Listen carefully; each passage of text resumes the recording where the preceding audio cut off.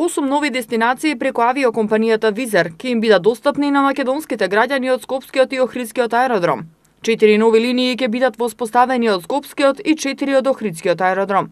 Отворањето на новите авиолинии е овозможено преку тендерот за нискобуџетни авиолинии што го распиша владата, а на кој како единствена компанија се пријави Визер, која веќе ги обслужува македонските граѓани. Договорот за субвенционирање на ефтини авиолинии беше потпишан денеска во владата на Република Македонија. Денеска го потпишавме договорот со авиокомпанијата Визер, што представува почеток на нова соработка и можност заеднички да го напредиме авиособрајќајот во земјата.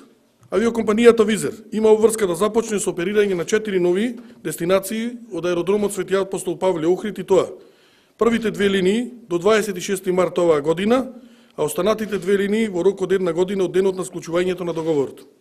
Истите да ги обслужува за период за кој што се доделува финансиската поддршка. Авиокомпанијата Визер исто така има обврска да воспостави 2 нови линии од меѓународниот аеродром Скопје до 26 март оваа година и истите да ги обслужи најмалку 2 години. Но еве, јас ги охрабрувам Визер да не останат само на таа бројка од 6 линии и според нивната деловна политика да воспостават дополнителен број дестинации, а ние како влада ќе возможиме непречена поддршка.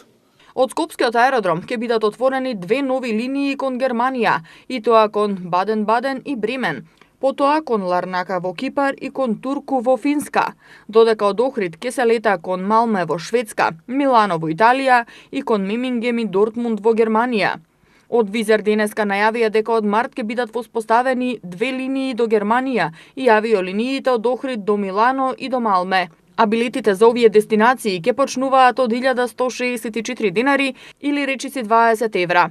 Од јули се очекува да бидат воспоставени 2 линии од Охрид до Германија и 2 нови дестинации од Скопје до Ларнака и Турку.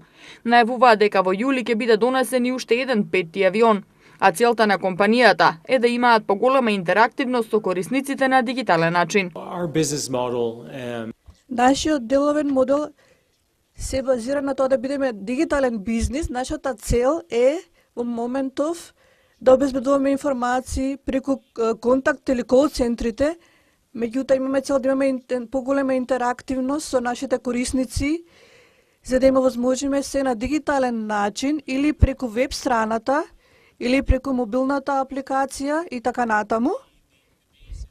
Основата на бизнисот со ниски трошоци е да ги инвестираме човечкиот фактор, односно да истиот да биде фокусиран на локално ниво, односно на локалниот персонал, а да немаме локално представништво.